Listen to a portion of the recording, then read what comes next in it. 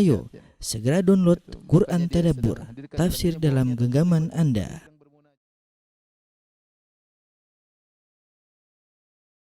Bismillahirrahmanirrahim. Assalamualaikum warahmatullahi wabarakatuh. Alhamdulillahi ala ihsani wa syukru lahu ala taufiqihi wa amtinani. Wa asyhadu an la ilaha illallah wahdahu la syarika lahu ta'ziman li sya'ni wa asyhadu anna Muhammadan abduhu wa rasuluhu da'ila ridwani. Allahumma salli alaihi wa ala alihi wa ashabihi wa ikhwani. Para hadirin hadirat, para jamaah Masjid As-Sunnah Bintaro yang dirahmati oleh Allah Subhanahu wa taala. Kita lanjutkan bahasan kita tentang syarah Al-Aqidah Al-Wasithiyah, ya. Kita masuk pada pembahasan tentang al-amr bil ma'ruf wan nahyu 'anil munkar. Syekhul Islam Ibnu Taimiyah rahimahullah berkata, "Tsumma hum ma'a hadhihi al-usul ya'muruna bil ma'rufi wa yanhauna 'anil munkar 'ala ma tujibuhu syari'ah." Kemudian mereka ahlu sunnah bersamaan dengan akidah yang mereka jelaskan, yang sudah dijelaskan oleh Ibnu Taimiyah, ya, dari awal sampai akhir, dan ini di penghujung dari akidah wasithiyah, bersama dengan usul akidah sebagaimana telah lalu, mereka juga ya'muruna bil ma'ruf, mereka menyuruh kepada yang ma'ruf, wa yanhauna 'anil munkar, dan mereka melarang dari kemungkaran, alama tujibuhu syariah, ya, berdasarkan apa yang diwajibkan oleh syariat. Ikhwan dan akhwat yang dirahmati Allah Subhanahu wa taala, kita akan membahas tentang amar ma'ruf nahi munkar, dan ini perlu pembahasan yang cukup serius, ya, mengingat ada beberapa pemahaman yang keliru berkaitan dengan al-amr bil ma'ruf wan nahyu 'anil munkar, ya.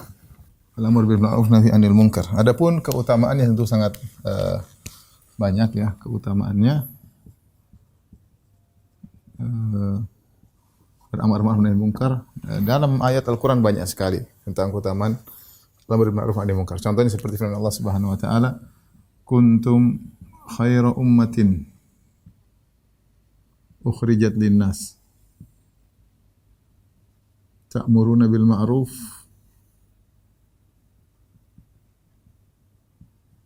wa tanhauna 'anil munkar wa tu'minuna billah."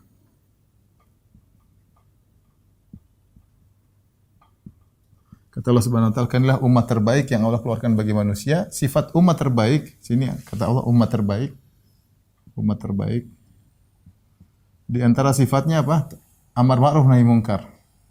Ta'muruna bil ma'ruf, kalian menyuruh kepada kebaikan, wa tanhauna 'anil munkar. Amar ma'ruf dan nahi munkar.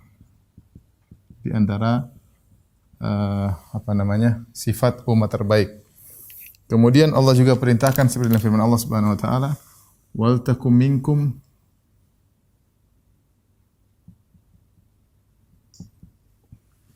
ummatun yad'una ilal khair wa ya'muruna bil ma'ruf wa yanhauna 'anil munkar."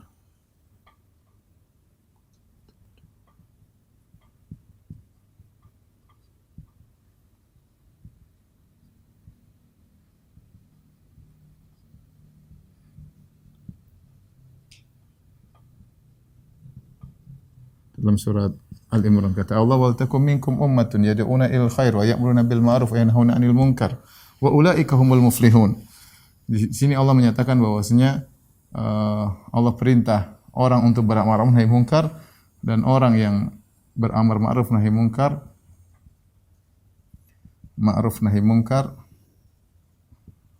mereka yang beruntung, ya, mereka yang memperoleh falah. Merekalah yang beruntung. Kemudian di antaranya juga Allah menyebutkan tentang orang-orang yang Allah puji dalam Al-Qur'an, "Walladzina immakkannahum fil ardi aqamus salata wa atawuz zakata wa amaru bil ma'ruf wa nahau 'anil munkar." Walladzina immakkannahum fil ardi, dalam surat Al-Hajj, ya. Aqamus salat wa atawuz zakat wa amaru bil ma'ruf wa nahu 'anil munkar.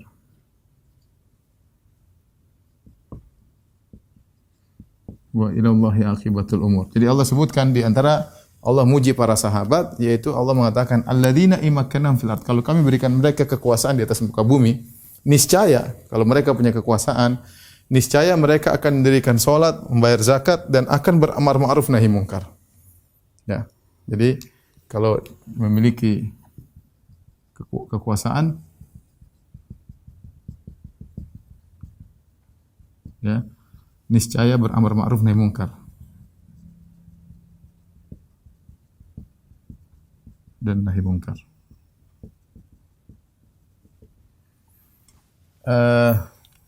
Kemudian dari sisi yang lain keutamaannya, ya,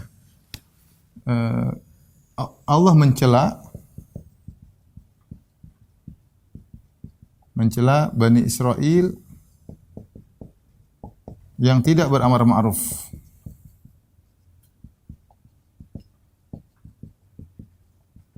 Ya, dan nahi munkar.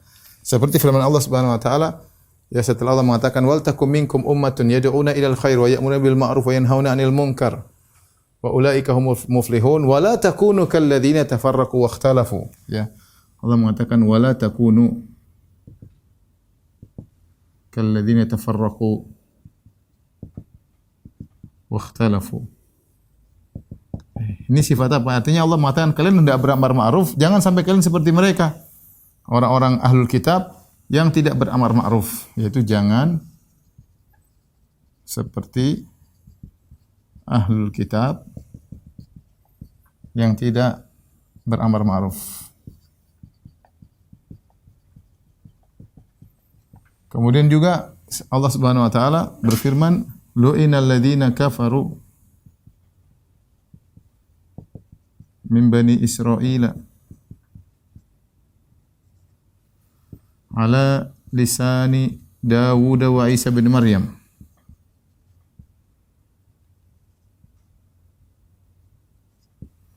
Dzalika bima asaw wa kanu ya'tadun.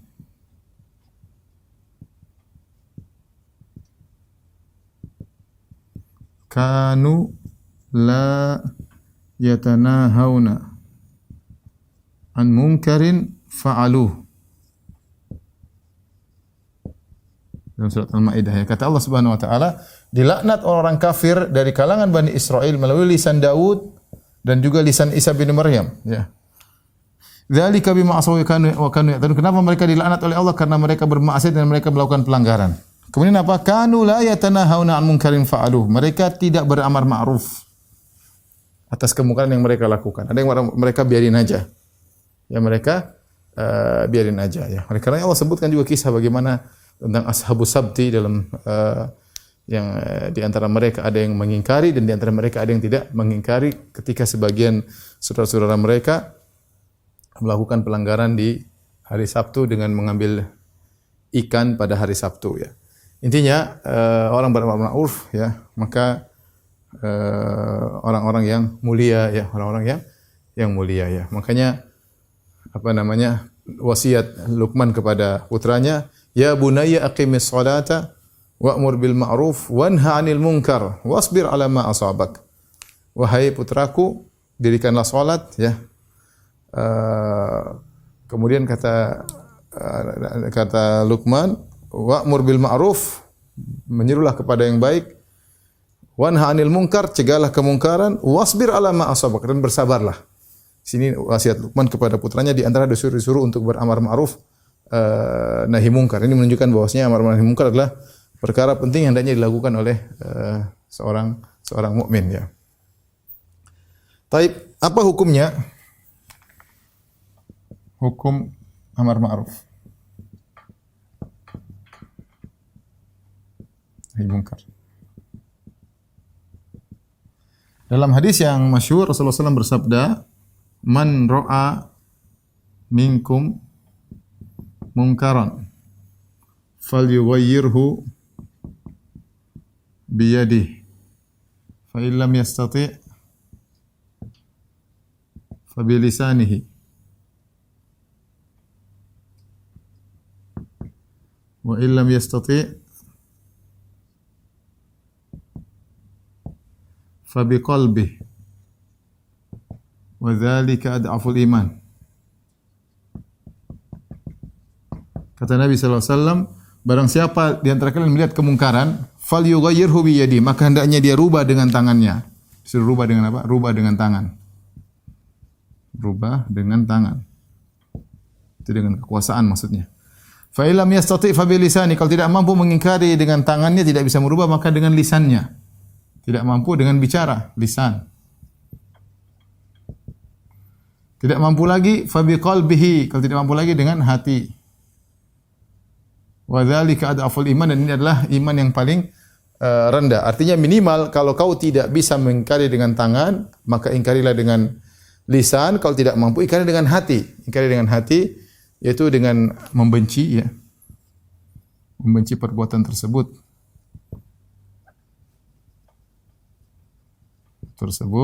Tidak ridha. Bila perlu meninggalkan lokasi. Meninggalkan lokasi, ya.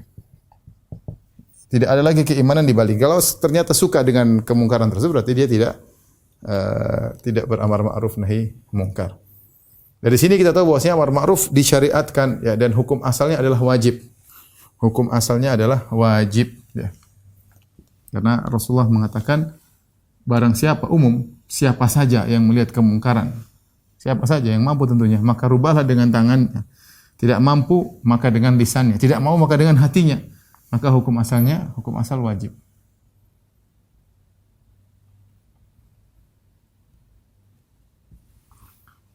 Namun pertanyaan, siapakah yang diwajibkan?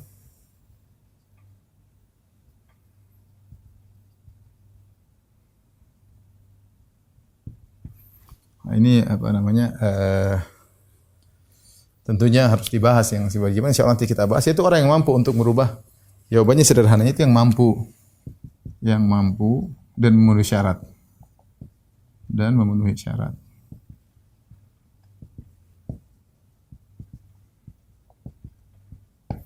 Memenuhi persyaratan, ya.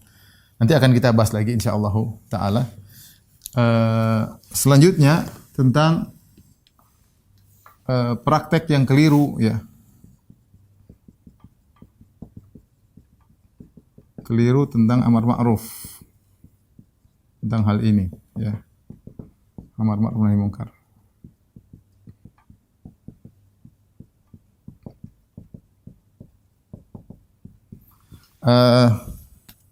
Serum ada 3 kelompok, ya. Ada 3 kelompok. Yang pertama, yang ekstrim berlebihan.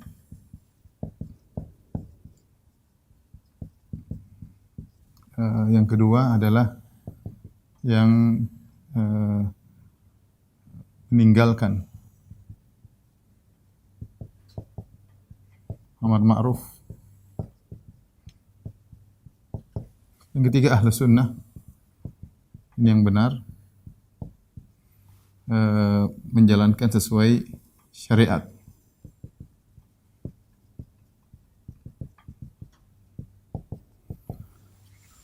Kita dapati ada sekelompok orang yang meninggalkan amar ma'ruf, ya, di antaranya sebagian sufiyah, kemudian liberal. Ya. Mereka tidak mau beramar nahi mungkar. Kata mereka, ya, dalam masing-masing, ya. Masing-masing. Kata sebagian orang liberal apalagi, Allah sudah menghendaki ini semua. Memang Allah ingin kita beraneka ragam, orang macam-macam modelnya. Sudah. Jadi mereka tidak bisa membedakan antara iradah al-kauniyah dengan iradah syar'iyah. Allah menghendaki makhluk bermacam-macam dengan agama bermacam-macam dengan model bermacam-macam, ya. Itu memang Allah berkehendak demikian secara kauniyah, tapi syar'iyah Allah menyuruh kita untuk mengingkari kemungkaran. Allah yang menyuruh, Nabi yang menyuruh, ya. Dipraktikkan oleh Nabi, dipraktikkan oleh para sahabat, ya. Sehingga orang-orang liberal jangankan dalam perkara mungkar biasa, dalam masalah kesyirikan mereka bilang enggak ada urusan. Semuanya, apalagi mereka bilang semua masuk surga. Jadi kalau ada yang beramar ma'ruf nahi mungkar, maka mereka akan mencela. Sebagian orang sufi juga demikian, ya.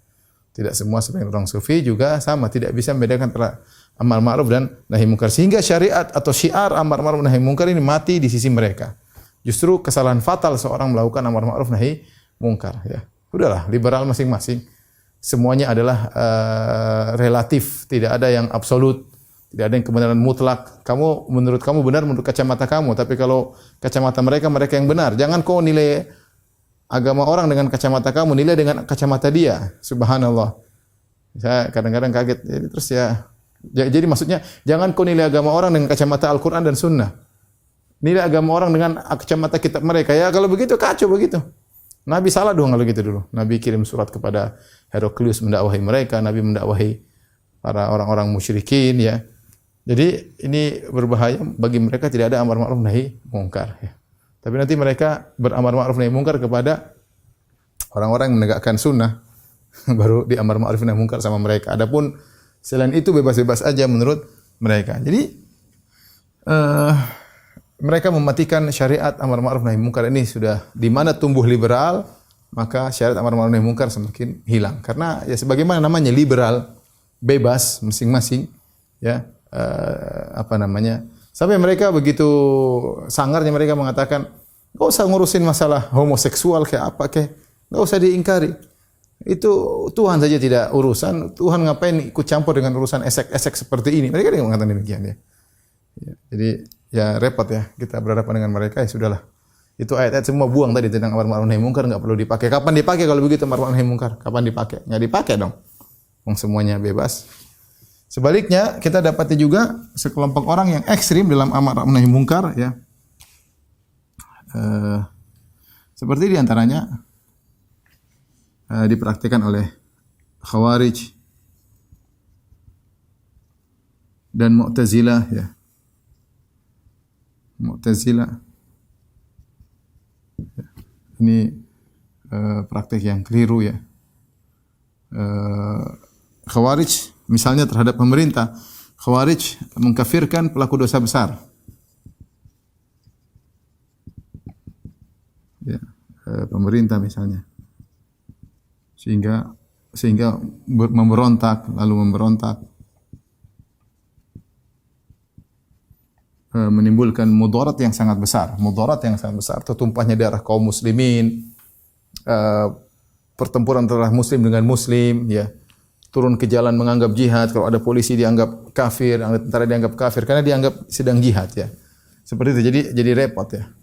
Seperti sebagian orang Khawarij itu ngebom sana, ngebom sini ya. Mu'tazilah sebagaimana dalam salah satu dari usul khamsah dari pokok yang 5 dari 5 pokok mereka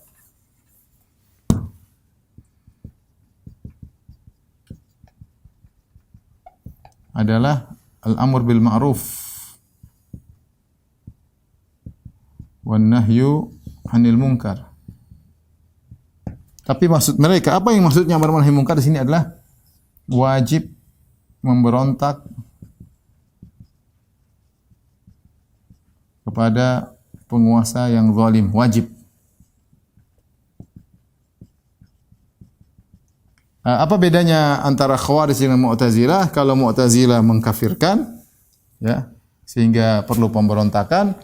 Kalau Mu'tazilah karena kezaliman maka wajib memberontak ya. Mereka bukan cuma bilang dianjurkan, wajib untuk memberontak, khuruj ala hukam. Dan ini contoh amar ma'ruf yang berlebihan ya. Kemudian juga misalnya model main hakim sendiri ya.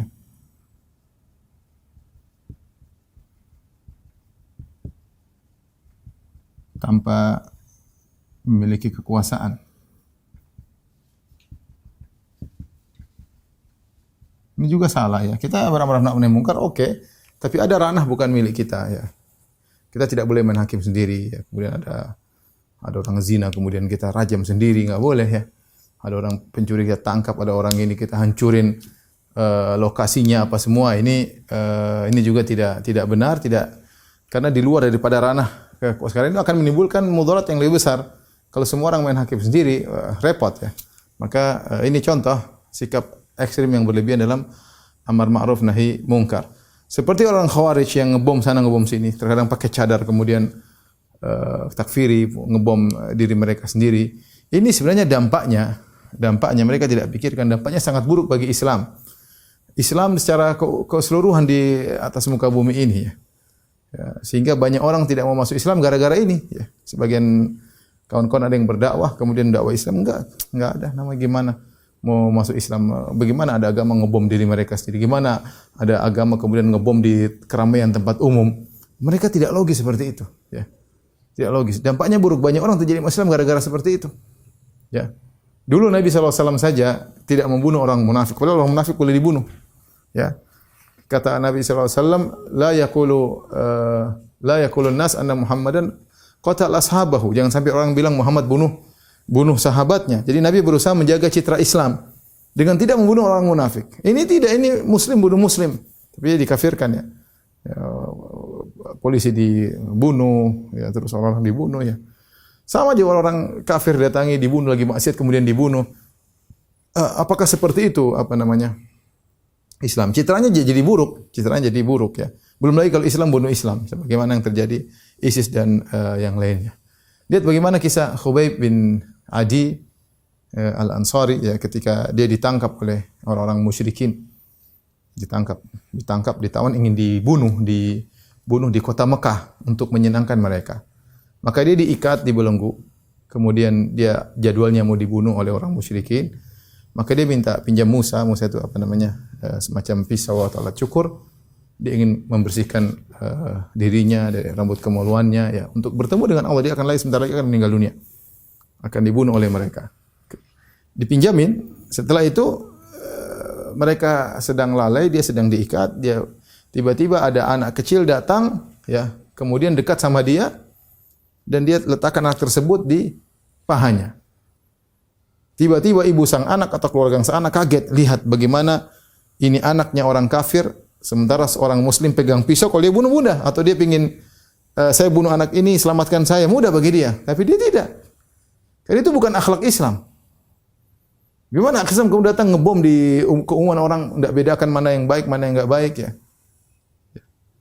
Praktek yang berlebihan. Makanya Ibnu Taimiyah ketika membahas tentang amar ma'ruf nahi munkar, dia mengatakan alamatu jibu syariah, sesuai dengan yang dikonsekuensikan oleh syariah, bukan sesuai dengan keinginan kita. Ya, bukan sesuai dengan keinginan kita. Ini khawarij.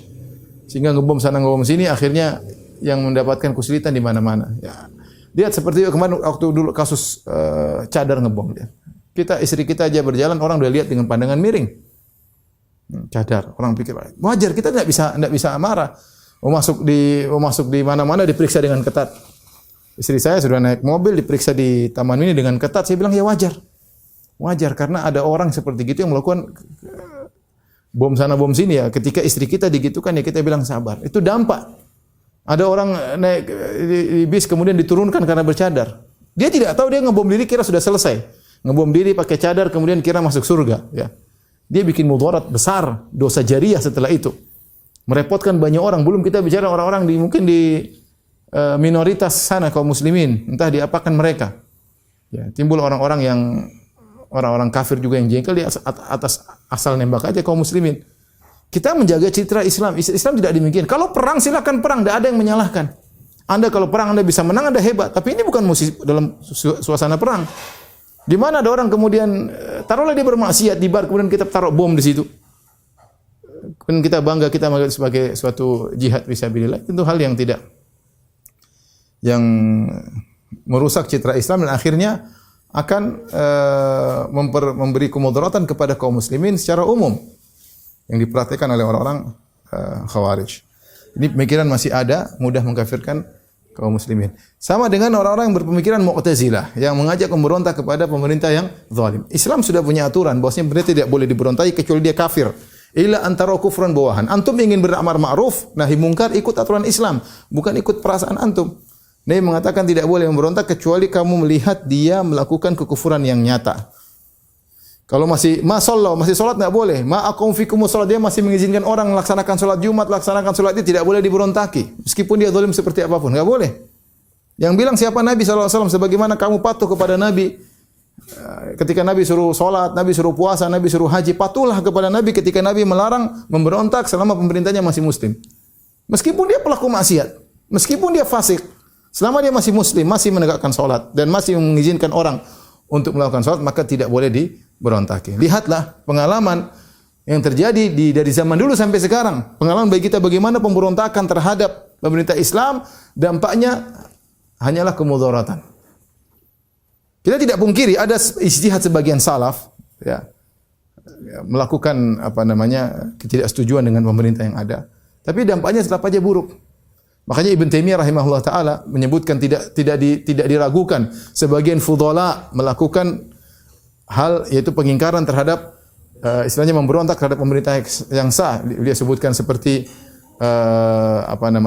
seperti Abdullah bin Zubair radhiyallahu anhu, kemudian Husain radhiyallahu anhu, yang mereka dengan ijtihad mereka kemudian akhirnya mereka ingin keluar dari pemerintah yang sah.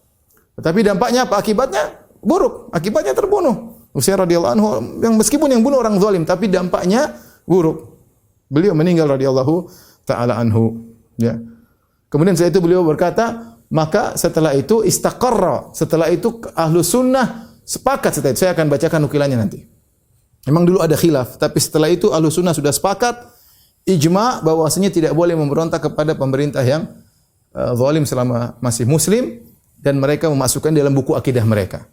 Tidak boleh memberontak kepada pemerintah yang masih muslim, ya, dan itu dimasukkan dalam perkara akidah. Lihat, kita bicara dampak, lihat apa yang terjadi. Sekarang dari awal Utsman bin Affan diberontaki, lihat.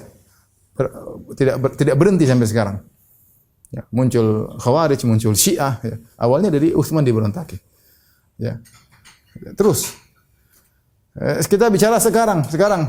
Kemarin saya telepon sama teman saya orang Yaman. Dia bilang ada orang Yaman telepon sampai nangis. Dia bilang kita dulu ketika zaman pemerintahan Abdullah Ali Saleh, ya, Ali Abdullah Saleh, yang orang bilang dia zalim, orang bilang dia inilah koruptor apa terserahlah. Tapi masih jauh lebih enak daripada sekarang. Sekarang hancur-hancuran, miskin, melarat, setengah mati. Sama orang yang Libya dulu, boleh bilang Gaddafi, mau dibilang apa terserah deh. Orang bilang Gaddafi tentang Gaddafi. Mau dibilang zalim lah, mau dibilang mengayakan diri sendirilah, macam-macam, ditangkapi orang-orang yang berjenggotan, ditangkapi sama dia, dipenjarakan. Ya, tapi lihat sekarang lebih parah. Lebih parah. Hancur-hancuran. Ya. Contoh Suriah, ya. Macam-macam. Jadi enggak usah jauh-jauh kita lah. 98. Dulu kita tidak merasa 98 demo akan hebat, akan luar biasa. Oh, hari reformasi dan macam-macam.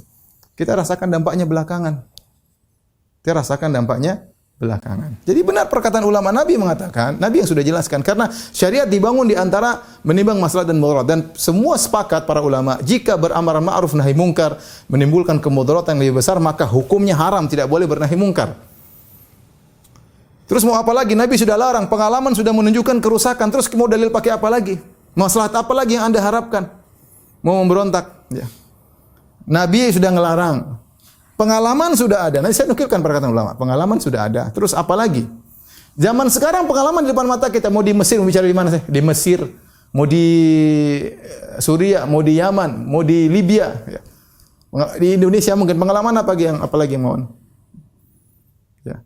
Apalagi yang mau dibantah? Pengalaman sudah jelas tambah rusak. Dalil juga melarang. Ya. Oleh karenanya kita ketika beramar ma'ruf tadi kata Ibnu Taimiyah rahimahullahu taala, alama tujibuhu syariah. Ya. Jadi harus sesuai dengan dalil.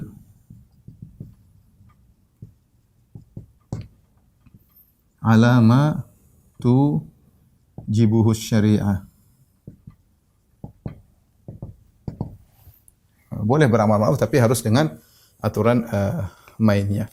Tapi abis ini kita akan bahas tentang masalah lebih detail tentang atau lebih lanjut tentang ingkar, kemudian mungkir, kemudian mungkar alaih, insyaallah. Tolong dihapus.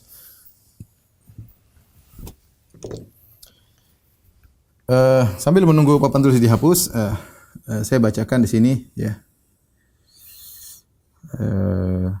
Setelah penjelasan tentang akidah Khawarij dan akidah Mu'tazilah yang mengatakan harus beramar ma'ruf pada pemerintah yang zalim, hukumnya wajib, ya. Oleh karena hati-hati, sebagian orang tidak sadar ternyata itu akidahnya Khawarij dan akidahnya Mu'tazilah, ya.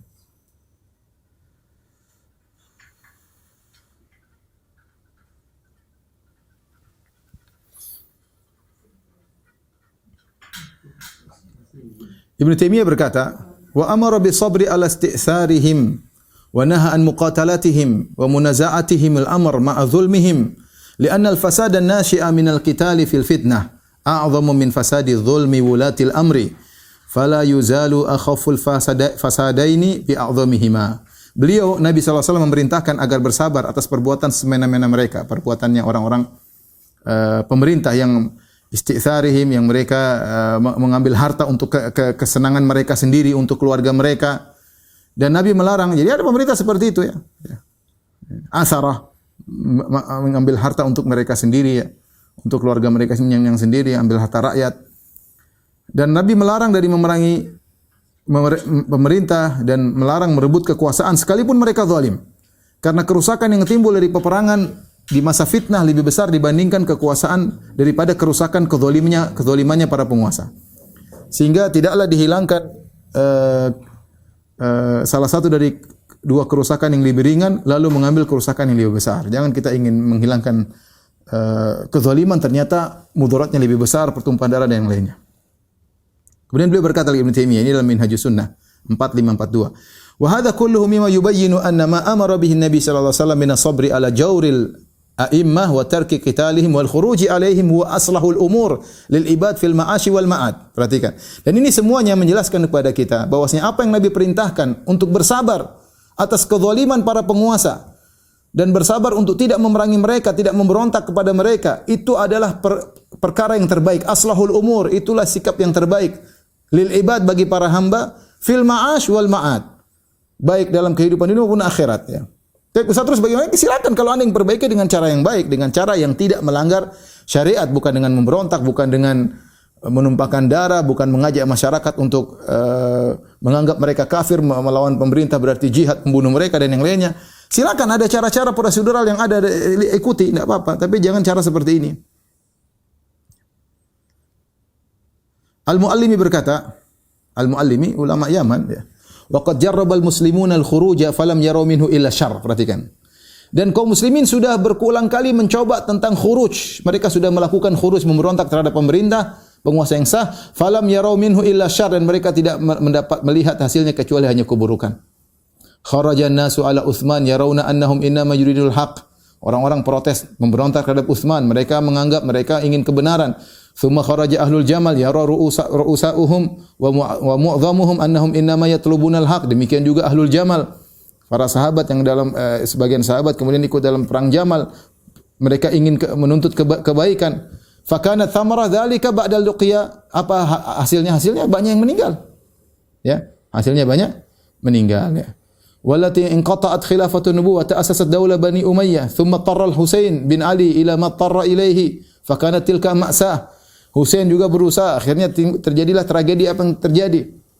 Ya, dan seterusnya dia sebutkan sudah berapa kaum muslimin berpengalaman, ya. Ibnu Taimiyah berkata tadi dalam buku At-Tankil jilid 1 halaman 288 sampai 289. Al-Muallimi ulama Yamani. Ibnu Taimiyah juga berkata, wa qalla man kharaja ala imamin dhi sultanin illa kana ma tawallada ala fi'lihi min asy-syarri a'zam mimma tawallada min al-khair. Dan tidaklah orang yang berontak kepada penguasa yang memiliki kekuasaan kecuali muncul akibat perbuatannya tersebut keburukan yang lebih besar daripada kebaikan yang timbul. Oleh karenanya memang benar dahulu ada sebagian orang sering bilang, Ustaz, bukankah dulu sebagian salaf Husain memberontak, Ali bin Ibnu Zubair memberontak, tapi hasilnya apa? Hasilnya yang kalian ingat seperti itu, Husain terbunuh radhiyallahu anhu. Kalau dianggap itu pemberontakan, ya. Padahal dia sudah, dia dibunuh dengan kezaliman, ya. Dia dibunuh dengan kezaliman. Kita sepakat akan hal itu. Ibnu Taimiyah berkata, wa kana afadilul muslimin yanhauna 'anil khuruj wal qital fil fitnah. Dahulu orang-orang mulia dari kaum muslimin, para sahabat, melarang untuk memberontak dan ikut peperangan dalam masa fitnah antara kaum muslimin. Kama kana Abdullah bin Umar wa Sa'id bin Musayyib wa Ali bin Husain, ya, wa ghairuhum yanhauna 'amal harra 'anil khuruj ala Yazid. Sebagaimana Ibnu Umar, Sa'id bin Musayyib, ya, tabi'in, Ali bin Husain, anaknya Husain, dan yang lainnya, mereka melarang untuk memberontak kepada Yazid di peristiwa Harrah. Wa kama kana Hasan al-Basri wa Mujahid wa ghairuhuma yanhauna al-khuruj fi fitnati Ibn al-Ash'ath. Sebagaimana Hasan al-Basri, tabi'in, Mujahid, tabi'in juga, dan yang lain selain mereka berdua melarang untuk memberontak, ya, kepada Hajjaj bin Yusuf al-Thaqafi atau Abdul Malik bin Marwan, ya, di fitnah Ibn al-Ash'ath. Kemudian kata beliau, "Walihada istaqarra amru ahli sunnah." Makanya sekarang sudah menetap perkara ahlu sunnah ala tarkil qital fil fitnah, untuk meninggalkan peperangan dalam fitnah, lil ahadithi sahihah atsabita, berdasarkan hadis yang sahih dari Nabi sallallahu alaihi wasallam, wa saru yadhkuruna hadza fi aqaidihim, dan akhirnya mereka menyebutkan permasalahan dalam buku akidah mereka. Wa ya'muruna bis sabri ala jawril a'immah wa tarki qitalihim, dan mereka ahlu sunnah memerintahkan untuk bersabar terhadap kezaliman penguasa. Jadi memang semangat, oke, kita sih amar ma'ruf nahi munkar semangat, tapi lihat hadis-hadis melarang, pengalaman sudah membuktikan. Ya, lihat demo berapa kali, ada yang meninggal. Terus siapa yang bertanggung jawab? Itu kalau orang punya anak, punya istri, ya. Seperti itu, makanya jangan meremehkan nyawa seorang muslim pun, ya. Ya, Ustaz, demonya ditunggangi, sudah tahu demo bakalan ditunggangi, hati-hati, ya. Hati-hati. Ya. Ada cara prosedur yang baik, ya. Oh, kita demo tidak pakai maki-makian, ya mungkin kamu. Yang lain kalau sudah turun rame-rame maki-maki, caci maki, tidak bisa dikontrol, orang sudah marah mau di mana. Ya. Mudaratnya jelas, ya. Taib, kita berbicara tentang amar ma'ruf nahi munkar.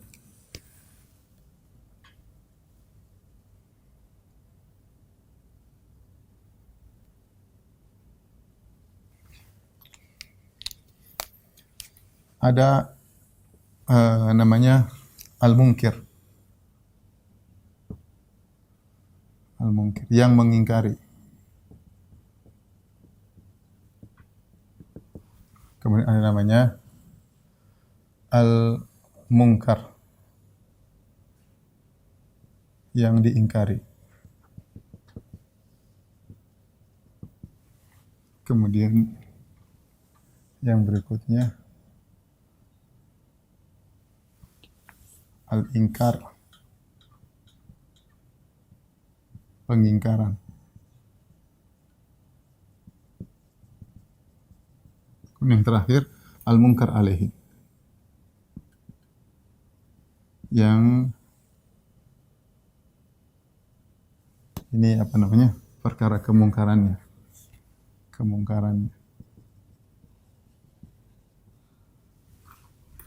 Al-munkar alaih, yaitu orang yang diingkari.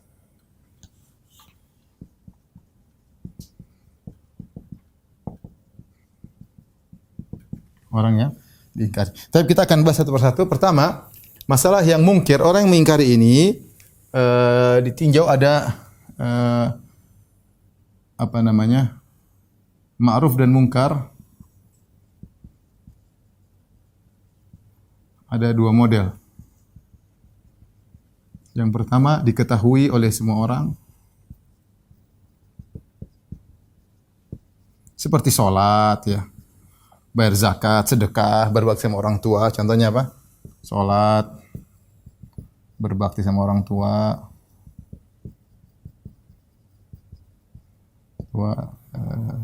sedekah, dan lain-lain. Maka ini setiap orang boleh menyeru kepada ma'ruf. Setiap orang boleh menyeru kepada yang ma'ruf.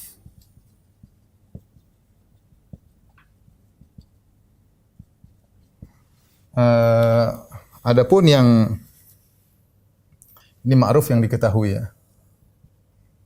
Adapun ma'ruf yang butuh ilmu, misalnya masalah dakwah, masalah yang detail-detail, maka dai yang boleh melakukannya, tidak semua orang. Ya, ini ma'ruf diketahui, atau saya ginilah. Ma'ruf, ada ma'ruf yang diketahui, ada yang tidak semua orang tahu. Orang handal menyampaikan, ya. Maka ini adalah ranahnya para dai.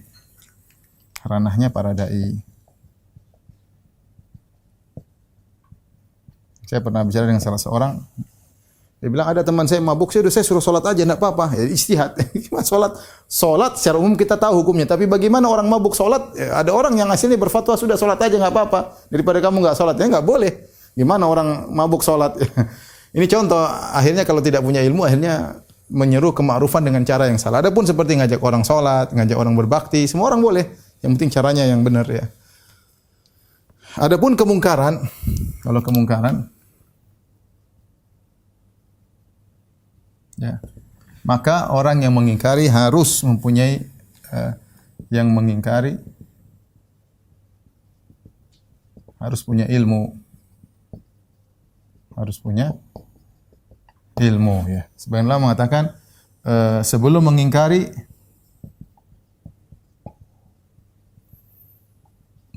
punya ilmu tentang hal ini.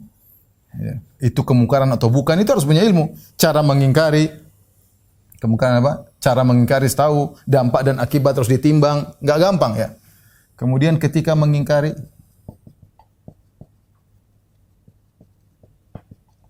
asalnya lembut, rifq, dengan kelembutan. Setelah mengingkari, harus sabar. Harus sabar ya. Ya, seorang tidak semua orang boleh mengingkari kemungkaran, bukan hanya sekedar berani, bukan. Kita bicara tentang nanti akan kita bahas. Pengingkaran itu ada syarat-syaratnya, enggak sembarang. Intinya kalau kita bisa, saya nggak boleh amar ma'ruf nahi munkar kalau ma'rufnya biasa-biasa saja, cuma sedekah silakanlah ente, nggak ada masalah. Tapi kalau sudah detail-detail tentang ini, pembahasan detail-detail, nggak usah lah, itu biar ustaz aja lah. Kamu share aja share, nggak usah terlalu banyak omong ya. Tahu-tahu orang masing-masing orang tahu kedudukannya, jangan so alim ya. Karena ada sebagian orang memang apa ya semangat, akhirnya sok tahu ya. Dan itu saya alami sendiri. Misalnya ada orang tanya sama saya, Ustaz apa hukumnya? Nanti dia jawab dulu, hukumnya begini. Yang ditanya saya, ini satu jawab langsung. Maksudnya semangat jawab, ustaznya belum jawab. Bayangkan tiba-tiba dia sudah jawab, terus saya bilang wallahu alam, bagaimana coba? Saya saja wallahu alam, dia sudah nekat jawab. Kenapa dia nekat jawab? Karena dia enggak punya ilmu, asal nyeletuk. Dan itu banyak terjadi. Ya maksud saya, amar ma'ruf nahi munkar kalau kema'rufan ada hal yang mudah. Alhamdulillah kita bisa beramar ma'ruf dengan mudah di kantor, kita bisa ngajak orang sholat. Ayo sedekah, ayo infak, bisa, itu enggak ada masalah. Enggak harus ustaz seperti itu, semua orang juga boleh. Tapi kalau sudah mulai detail-detail masalah ilmu sudah jangan banyak omong. Itu ranahnya ustaz. Ente nge-share aja ya. Adapun kemungkaran maka ini perkara harus benar-benar diperhitungkan ya. Kemungkaran. Sebelum mengingkar harus punya ilmu, dan ilmunya ini luas, ilmunya ini banyak yang harus nanti kita ketahui. Nanti akan jelas setelah ini insyaallah. Ilmu tentang ini. Ketika mengingkari asalnya kelembutan, bukan kata-kata kasar, bukan kata-kata hinaan. Ya, ente kan tujuannya agar orang baik. Gimana ente dengan kata-kata kasar? Ya, orang mungkin tidak terima ya. Ya, terus setelah mengingkari sabar, wasbir ala ma asabak, sabar. Bukan mengingkari tidak diterima tambah ngamuk. Ya, gimana ya? Berarti Anda belum pantas untuk beramar ma'ruf nahi munkar, belum. Ya. Belum pantas untuk beramar nahi munkar. Taib. Kemudian kemungkaran yang boleh diingkari, kemungkaran kayak bagaimana? Ya. Yaitu yang boleh diingkari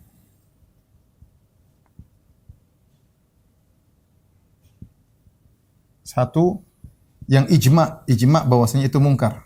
Disepakati bahwasanya itu adalah kemungkaran.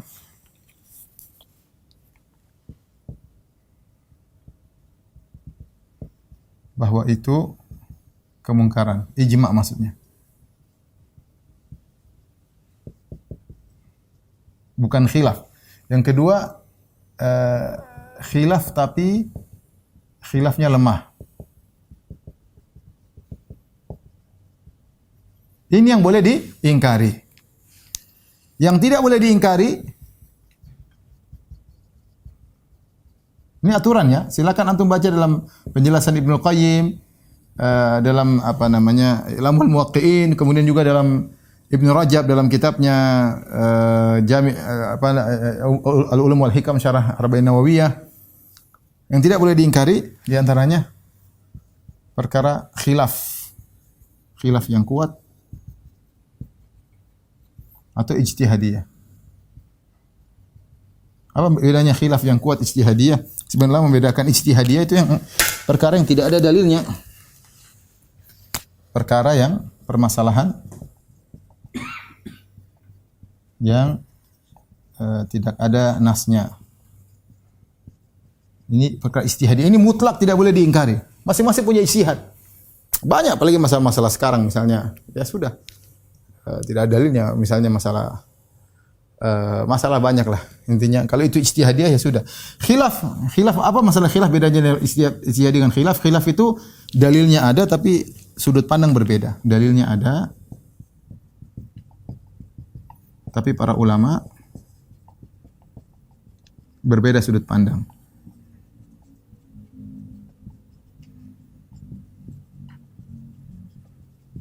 Berbeda sudut pandang ya. Kalau banyak masalah-masalah seperti itu, membuka buku khilaf tinggal buka buku fikih maka khilaf klasik begitu banyak ya. Terus kalau ini bagaimana Ustaz kalau ada yang perkara-perkara ini, apa yang kita lakukan? Yang ada hanyalah mubahasah, saling membahas dan menasihati. Bukan nyinyir dan merendahkan. Ingat, kalau ini masalah khilafiyah ijtihadiyah yang ada kita saling membahas. Nasihati, kamu salah, saya benar, enggak ada masalah. Tidak boleh nyinyir, tidak boleh merendahkan. Ini masalah khilafiyah, khilafnya kuat. Ya. Antum harus punya manhaj salaf dalam hal ini, manhaj salaf seperti ini. Jangan semua manhaj salaf kalau dalam masalah lain, dalam masalah amar ma'ruf nahi munkar enggak pakai manhaj salaf, pakai manhaj ustaz. Kenceng melulu. Enggak boleh. Ini ada kaedahnya, aturannya. Ini dibahas oleh para ulama. Kalau itu masalah khilafiyah ada aturannya. Bukan ada yang menjadi kemudian kita nyinyir, kita rendahkan. Itu keluar dari manhaj salaf. Harus belajar manhaj salaf dalam masalah ini. Ya, ada mubahasa silakan. Ada kita menyalahkan tidak ada masalah. Intisal menurut saya lebih benar. Tapi tidak boleh nyinyir, merendahkan, boleh menggoblok-goblokan. Kalau masalah khilafiyah tidak bisa dipaksakan. Adapun kalau itu perkara bukan masalah khilaf. Banyak bid'ah-bid'ah dianggap khilaf padahal tidak khilaf. Musik dibilang khilaf padahal tidak khilaf. Banyak ya. Hal-hal ya kita ingkari tidak boleh ya. Taib al-inkar.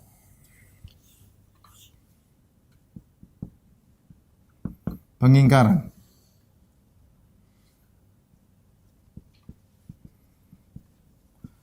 Jika terjadi pemungkaran, pengingkaran terhadap mungkar, terhadap kemungkaran, hasilnya ada 4 kemungkinan. Perhatikan. Yang pertama, kemungkarannya hilang. Nomor 1, kemungkarannya hilang.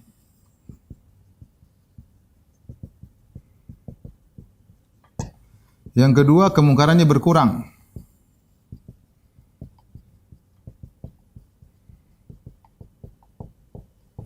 Maka ini hukumnya wajib. Ini dua-duanya hukumnya wajib. Yang ketiga, kemungkaran hilang, namun muncul yang semisalnya, muncul kemungkaran semisalnya.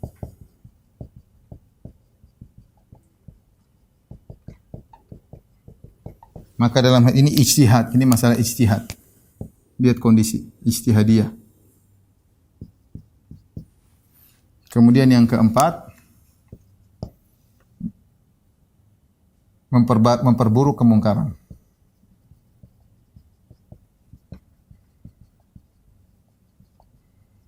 Maka ini hukumnya haram. Hukumnya haram. Oleh karenanya, seorang harus punya fikih tentang ini. Makanya saya bilang tadi, ini kan tidak mudah semuanya, harus belajar. Ya. Kapan kita beramar ma'ruf, nahi munkar, harus punya ilmu. Tidak semua orang kemudian bicara. Sekarang semua orang ngomong ustadz yang sungguhnya malah tidak didengar ya, karena terlalu semua pada jadi ustadz, sudah pintar semuanya jadi ustadz Facebook lah, ustadz Instagram lah.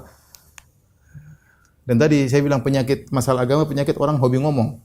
Ada masalah pengen sekali langsung komentar, semuanya pengen komentar. Ya kita ada ustadz senior, biar ini mereka komentar dulu.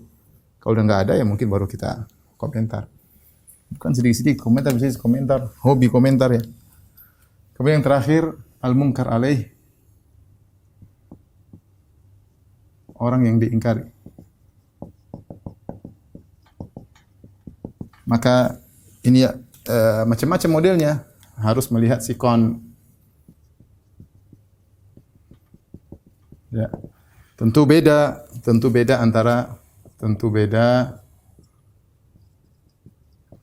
antara orang awam dengan penguasa misalnya, ya, tentu tidak sama cara kita mengingkari kemungkaran, ya.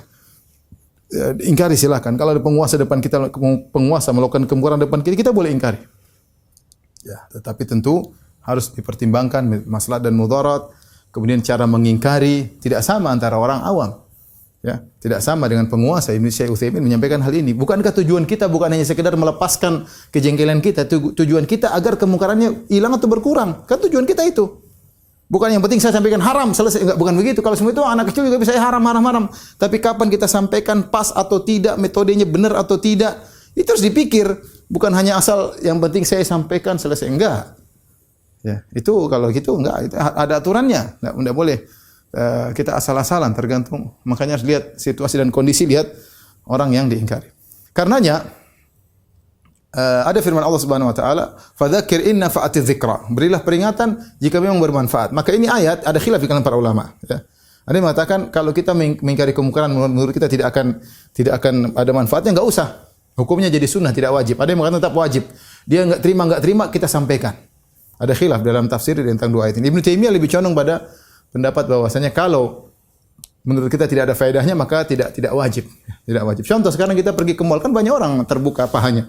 Mau kita Mbak, ini kan kita menurut kita siapa? Mungkin dia malah ngejek kita, ya sudahlah. Enggak harus, ya. Oleh karenanya para salaf dahulu ketika mereka masuk dalam pemerintahan Bani Umayyah, sebagian umara'nya di depan mereka melakukan kemungkaran. Di depan mereka, tapi mereka tidak bisa mengingkari, mereka diam aja. Mungkin menurut mereka tidak ada faedahnya. Karena tidak semua kemungkaran depan mata kita harus kita ingkari. Ya. Contoh saya katakan seperti teman-teman yang baru ngaji, pulang ke rumah, kemudian dapati kondisi rumah mungkin langsung frontal, ibunya disikat, bapaknya disikat. Tunggu dulu ya, sebentar. Tunggu dulu, pelan-pelan, tidak langsung frontal seperti itu. Ya, pelan-pelan. Bukannya kita cuek, enggak, kita akan sampaikan tapi ada saatnya, pelan-pelan. Ya, sekarang orang merokok depan saya, apakah semua orang saya bilang haram? Enggak ada khilaf, haram itu merokok. Enggak. Kadang om saya sendiri merokok, saya tahan sabar. Saya ambil hatinya dulu, saya ngomong yang lain dulu. Meskipun rokok, saya batu-batu, saya paling enggak suka rokok, tapi itu om saya mau saya apain? Maksudnya om sebentar om. Enggak juga kan.